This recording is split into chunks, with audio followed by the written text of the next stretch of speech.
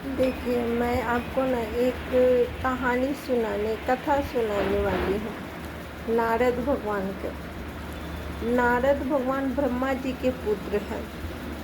तो जब सृष्टि के रचना हुआ ना, ठीक है, तो नारद भगवान को भी बोला गया कि जाओ तुम एक परिवार को देखिए भगवान को क्या है, आदमी को जन्म देते हैं तो कहते हैं कि जाओ तुम अच्छा से अपने परिवार को बसाओ, सही से रहो, ठीक है।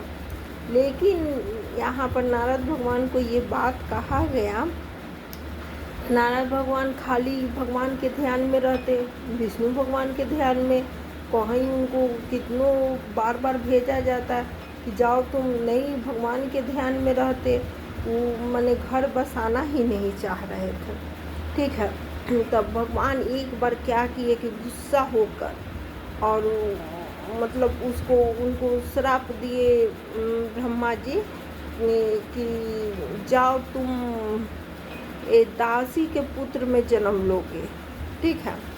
तो दासी के पुत्र में जन्म लोगे तो अब ये नारद भगवान ने जब श्राप मिल गया, वो दासी का पुत्र में जन्म ले लिए, ठीक है।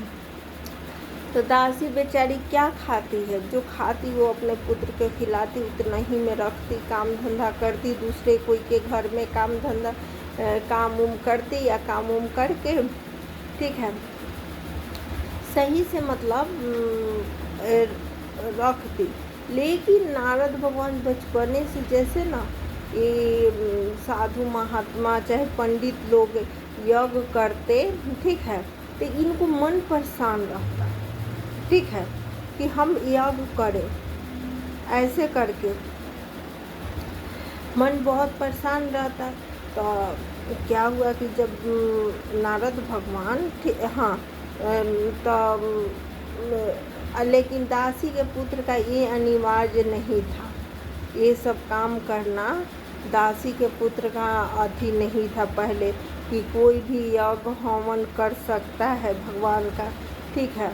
तो ये सब सिर्फ ब्राह्मण का ही अति था, ठीक है। लेकिन ये नारद भगवान बहुत ज़्यादा मतलब भगवान के नाम के लिए परेशान रहते कि हम भी बहुत पूजा करते, हम भी हवन करते, ठीक है, कि मेरे को भी ये सब होता। तो दासी थी, हाँ, तो वो अपने माँ से बोले कि माँ तो कोई ऐसा उपाय नहीं है कि हम खूब भगवान का नाम ले और पूजा करें।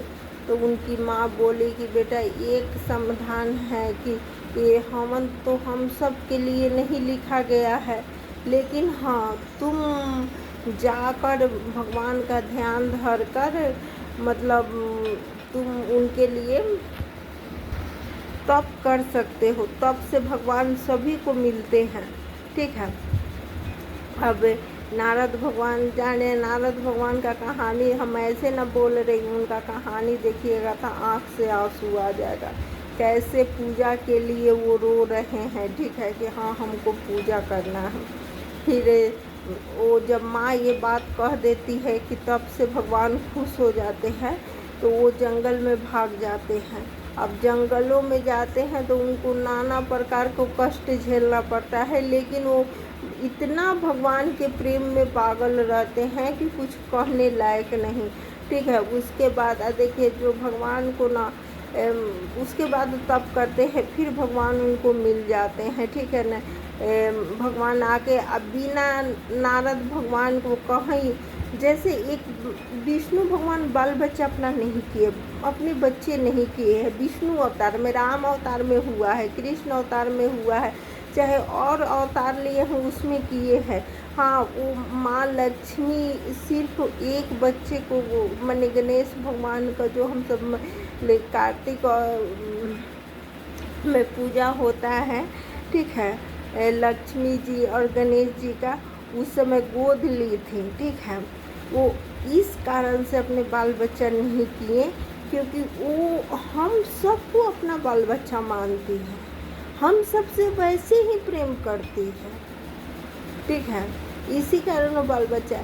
फिर नारद भगवान को अपने पुत्र की तरह वो माँ लक्ष्मी और भगवान विष्णु अपना पुत्र की तरह उनको मानते हैं, ठीक है। कहीं भी रहते हैं तो हमेशा नारायण नारायण करते रहते हैं। और देखिए हम सब के पूजा और ग्रंथ के बारे में इतना गलत कह दिया जाता है ना कि कुछ करने लायक नहीं।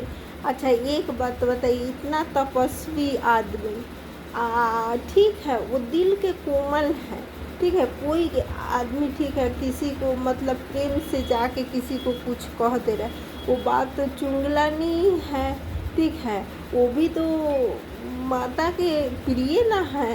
कोई बात होता है तो अपने माँ से कहते हैं, तो क्या हो गया। तो इसमें मेरे नारद भगवान को चुंगला कहा गया, चाहे ऐसे कहा जाता है, ठीक है। चाहे कोई आदमी गलत करता है तो कहता है कि नारद मुनि मत बनो। अरे नारद मुनि बनो, ठीक है। भगवान जिसको प्राप्त हो जाते हैं, ठीक है, वो ऐसा वैसा आदमी को नहीं मिलते हैं, ठीक है। भगवान को लोग देखने के लिए, चाहे भगवान अपने पुत्र की तरह अपने पास रखने के लिए बहुत तप करना पड़ता है। ऐसे तो हम सब भगवान के अच्छे हैं, सब को वो चाहते हैं कि सही से रहे, मेरे पास रहे, ठीक है। ऐसे हम देखिए हम इसमें बोलेंगे तो बहुत ज़्यादा बोलेंगे, ठीक है। बस इतना समझ लीजिए कि भगवान के नारद भगवान जो हैं बहुत प्रिय हैं। अब बहुत मतलब वो जो चाह देंगे, जो कह देते हैं, ठीक है, सबसे अच्छे हैं नारद भगवान। और मतलब मत पूछे, उनका एक और कहानी डालेंगे, ठीक है। जब त्रेता युग शुरू होने वाला था, वो भी मुझको कथा पता है, ठीक है। ये कथा अच्छा लगे तो लाइक कीजिएगा।